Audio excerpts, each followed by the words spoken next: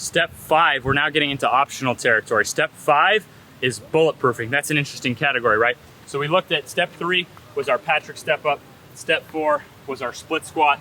Well, step 5 is a KOT squat, which means controlling your knees all the way to the floor without the glutes unlocking and pressing back up. But like all our drills, anyone can work at it. So this is a KOT squat right there.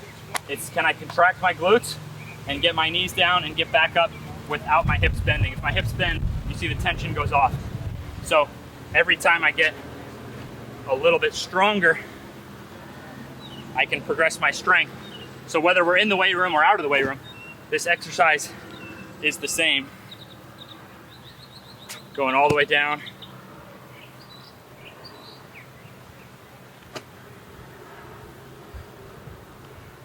And you wouldn't want to do it on the court. That was just like a demo. You would always want to leave the last layer of padding so that, say if you lost tension, well, at least you'd be safe there. But the goal is to, we're at that slight knee out, the goal is to keep the glutes locked and to control it with our muscles all the way down. And I'm going to show you, these guys will come work on it when they're done. Derek, you guys are going to finish down KOT. 25 KOT. I'm going to grab a chain and show how you could eventually add weight.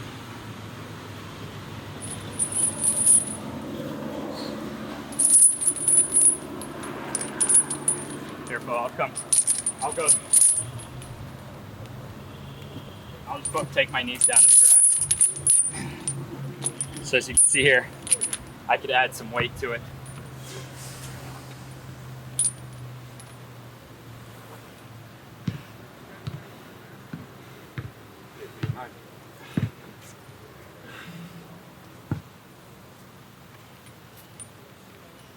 So you could eventually add weight, but you sure as heck wouldn't need much to be world class. We're in step 5, which is bulletproofing. Now that's the leg bulletproofing. What about the sport bulletproofing? For sport bulletproofing, the best thing I found so far is bounding. And by understanding that you have heel toe bounding and toe bounding. If you look at my body, if I were to land like this and jump, a lot of force comes through the hip. You have tendons in your hip called the gluteal tendons. You have tendons in your knee called the patellar tendon. You have a quad tendon above, quad tendon, patellar tendon, and then you have an Achilles tendon. The Achilles tendon is the biggest tendon in the human body. So if I'm here, that is going to be more on the glute, but it's still going to involve the knee a lot. But if I'm on the ball of the foot, then it's going to be much less glute tendon, still knee tendon, but a lot more Achilles tendon. So for an athlete, I can check with them. So if we put some arbitrary measurements, I'll use this free throw line, and I'll try to get to the other free throw line in 3 steps, and I'll compare my body. So anyone can compare their body. Again, all of step 5 is optional. This is for the athlete who needs more juice. These guys probably don't need more juice, but say a guy who can't even dunk, he might just need more juice, because if he's playing a sport and he's not bouncy and elastic to begin with, he could get hurt. So bulletproofing, we're looking at like KOT squat, we're looking at our bounding here, and then we're looking at calf training for the accessory. But let's take a look if I do a little heel toe action. So if I go heel toe, heel toe, heel toe, and I see how far I get, versus the same drill, toe, toe, toe, and then I can check one leg to the other. So if I go right leg, heel toe, heel toe, heel toe, left leg. So for a lot of guys, they'll find a balance. Last drill, right leg on the toe, and left leg. So you can see if I can do KOT squats, if I can do bounding, either leg, heel toe, it's gonna be much harder for me to get injuries in the first place. Whereas the less bouncy and elastic you are, well then the more force is gonna come up into your knee. So this is not where you start. It's not mandatory, it's optional. We can see here, these guys are working on it, and I'll come right over and show the accessory work. Also optional for this stage. Nice, guys. Look at these VMOs. Michael Jordan may not have had the biggest legs, but if you look at cutouts in the late 80s, those big 6'6" cardboard cutouts. As a kid, I was like, what the heck? He's on his legs with all these veins. Got it. I'll never forget it to this day. He had VMOs and he had veins. Nice, guys. So I'm gonna start showing you the accessory work for this stage. I think you guys should just do the 25 KOT. Yeah. None of you three really need bounding, okay? Yeah. But Michael, we're gonna find a spot here where he can start working on his single leg calf raise. Yeah.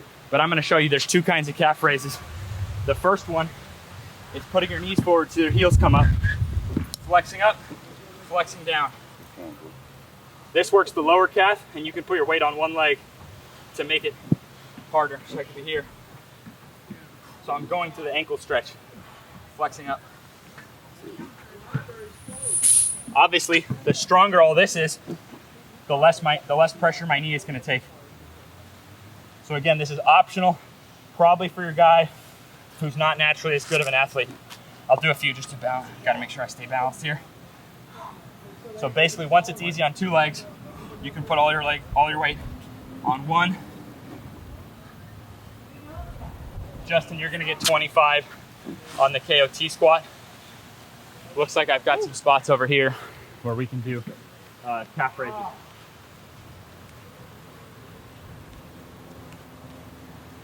So when it comes to doing the calf raise, you really want to find a spot where you can't use your hands to assist, but you have room for your heel to stretch.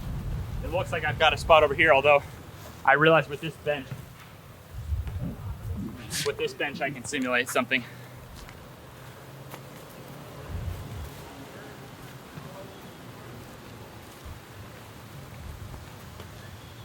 All right, so now I can go. So I'm just balancing with my knuckles. That's just for a little balance. Now I'm going without bending my knee, a calf raise. Again, you could start on two legs, and then you could add the weight to one leg. Notice my knuckles up here. This is very important. See those guys? No assistance, knuckles only. See, you can try all you want. You can't get assistance. No palm, only knuckles. Now you can stay exactly where you are for us. I can hold a weight to increase the difficulty. It's gonna be hard to do without cheating it. So by holding a weight on the working side, I can add weight, I can add resistance to it. And if we looked at, I'll do it here just for convenience. I could be on my KOT calf raise and I can add weight here. I'll show you on the left so we can maybe get a better visual there. I'll keep that one out of the way. Boom. Still using knuckles only to balance.